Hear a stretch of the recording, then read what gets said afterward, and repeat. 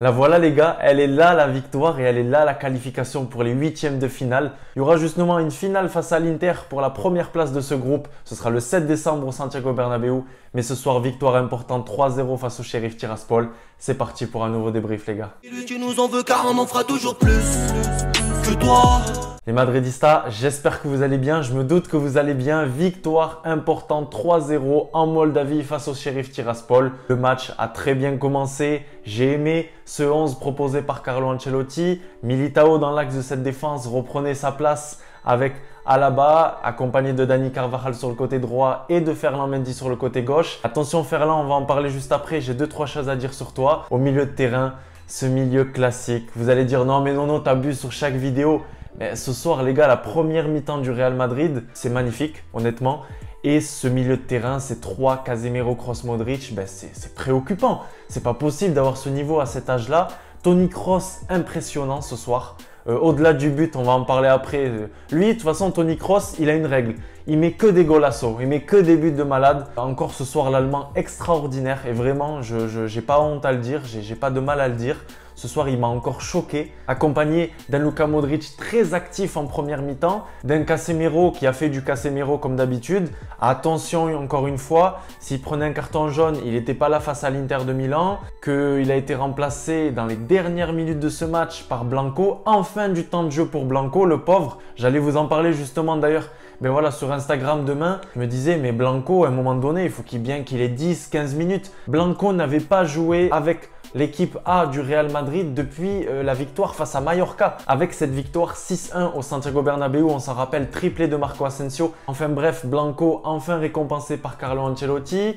On a vu rapidement en deuxième mi-temps les changements avec l'entrée de Nacho à la place d'Alaba, avec l'entrée de Lucas Vazquez à la place de Dani Carvajal et avec l'entrée de Marco Asensio à la place de Rodrigo. Rodrigo assez timide, pas étincelant, ça continue dans la même lignée j'ai envie de dire pour le Brésilien. Vinicius, pas de but. Pas de Vinicius en feu ce soir, il a tout donné face à Granada, on lui en veut pas honnêtement. Il a été là et comme d'habitude, et ça je n'ai jamais dit le contraire, il a fait les efforts défensifs Vinicius, il a aidé ce soir son équipe. Un match global intéressant de la part des deux Brésiliens, mais voilà, il faut beaucoup plus. On demande toujours plus à Madrid, ça vous le savez. Karim Benzema, voilà, tonton avec ce but encore une fois qui régale. Aujourd'hui, on a eu des nouvelles par rapport à son procès, son affaire, etc. Moi, je ne vais pas m'éterniser dessus. Ce soir, un but pour l'international français, ça fait vraiment plaisir. D'ailleurs, on l'a vu, râler comme d'habitude pendant tout le match, râler auprès de Ferland Mendy. C'est maintenant que je vais parler de Ferland Mendy. Attention Ferland Mendy parce que je suis le premier à le défendre. Je le trouve très bon défensivement. Mais attention à l'aspect offensif. Parce que ce soir, il y a plusieurs centres ratés, il y a beaucoup de déchets techniques, c'est pas la première fois. Je lis vos commentaires. Je sais que vous êtes nombreux à me dire non, offensivement, Ferland Mendy, attention, c'est pas digne du Real Madrid, etc. J'entends, je prends en note et j'avoue que ce soir, Ferland Mendy, normalement, ça doit être un niveau au-dessus. Après, il a ses matchs, voilà. Ce soir, c'était pas exceptionnel non plus. Mais voilà, ça manque. Il donne cette passe à Karim Benzema. Donc, c'est un but 100% français. Passe de Ferland Mendy, but de Karim Benzema, qui est très beau d'ailleurs. Ça manque de magie, ça manque de technique. À Madrid, on ne peut pas se permettre d'avoir seulement un arrière-gauche qui défend. Je sais, vous allez me dire, il y a 10 jours, tu nous dis que Ferland Mendy, pour toi, c'est le boss, qu'il est très fort à gauche, etc.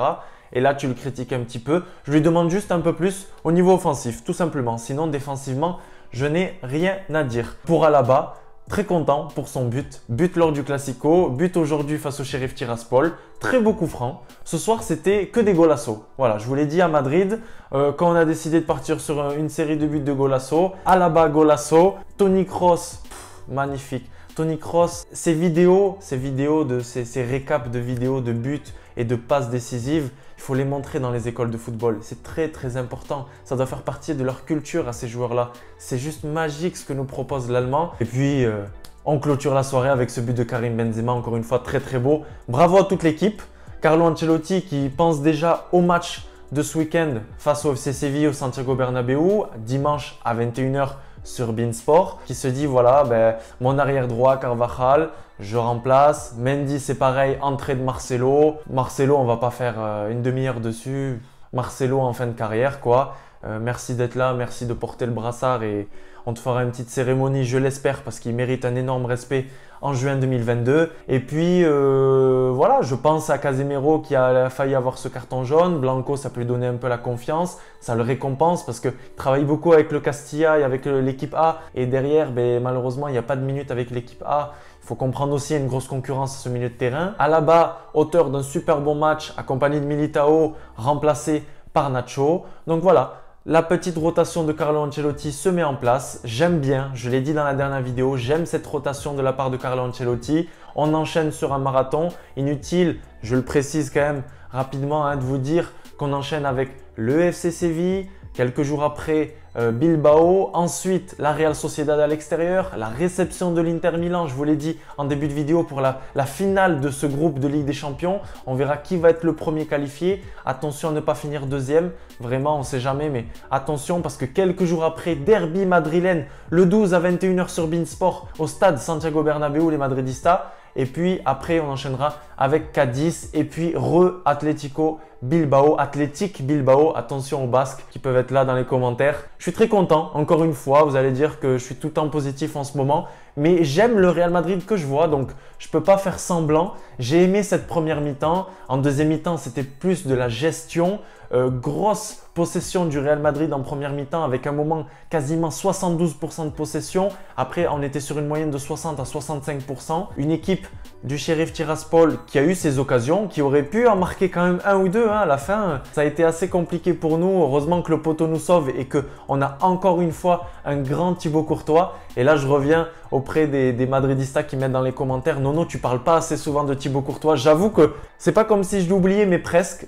Encore un grand match de Thibaut Courtois que je trouve très serein dans ses sorties, qui n'est pas dans les goals nominés pour le trophée The Best. Écoutez, je pense que comme il l'a dit, c'est parce que quelques semaines, quelques mois avant, il a critiqué l'UEFA et toutes les organisations. C'est pas grave, il n'a pas besoin de ce trophée pour savoir que lui, c'est The Best. C'est The Best pour moi en Espagne, accompagné de Oblak et de Ter Stegen. Mais voilà, pour moi, le numéro 1 en Espagne, c'est Thibaut Courtois. En Europe, on va faire un débat un jour si vous voulez. Pour moi, c'est un top 3, un top 5. On a même eu l'entrée en jeu de Marco Asensio à la place de Rodrigo, qui a failli marquer avec son pied gauche magnifique, qui nous lâche cette frappe exceptionnelle, qui allait finir au fond des filets. Très bel arrêt du gardien du Sheriff Tiraspol, qui était énorme à l'aller de ce match justement. La petite interrogation, c'est toujours pas de Mariano et toujours pas de Jovic. Est-ce que vous êtes choqué? Est-ce que vous n'êtes pas choqué? Qu'est-ce que vous en pensez? Est-ce qu'on aurait peut-être dû laisser 15-20 minutes de repos à Karim Benzema? Parce qu'on sait que face à Séville, il va enchaîner directement. Le match n'est que dimanche, donc ça va. Je peux vous le dire, on en parlera dans l'avant-match. Lopetegui, il l'a déjà dit en conférence de presse hier soir, après cette victoire face à Wolfsburg, je crois que c'était 2-0, avec un but de Rafa Mir, très intéressant cet attaquant, on en parlera un peu plus tard sur la chaîne. Cette équipe de Séville, elle vient à Madrid et c'est pas pour visiter, c'est pas pour visiter le parc. Comme je l'ai dit dans la précédente vidéo, ils n'ont pas El Nessiri, bref, on en parlera dans l'avant-match. Mais dimanche, voilà, les chocs, les vrais chocs commencent avec Séville, Bilbao, Sociedad, Inter et Atlético. Voilà, là c'est le marathon, c'est parti. Vous inquiétez pas, on a de bons coureurs. Je pense à Kroos qui, waouh, Toni Kroos, c'est exceptionnel. Je me demande si le prochain maillot que je vais vous faire gagner sur la chaîne, ça va pas être un maillot de Toni Kroos parce qu'il mérite. Et je pense qu'il est aimé de beaucoup d'entre vous les Madridistas. À la Madridina Damas, dis-moi en commentaire quel est l'homme du match pour toi. Moi je vous le dis, c'est Toni Kroos. Clairement, là, j'ai pas d'autres joueurs qui me viennent en tête. Et puis, nous, on se retrouve dès samedi pour l'avant-match de ce Real Madrid FC Séville. Il y a encore des places pour ceux qui veulent aller au stade. Nous, on se retrouve dès samedi. N'oublie pas de liker. N'oublie pas d'activer la cloche de notification pour recevoir une petite alerte lorsque je sors une vidéo. Et puis, voilà, finale le 7 décembre face à l'Inter. Et là, on se retrouve dès ce week-end pour un choc en Liga. Ciao les gars!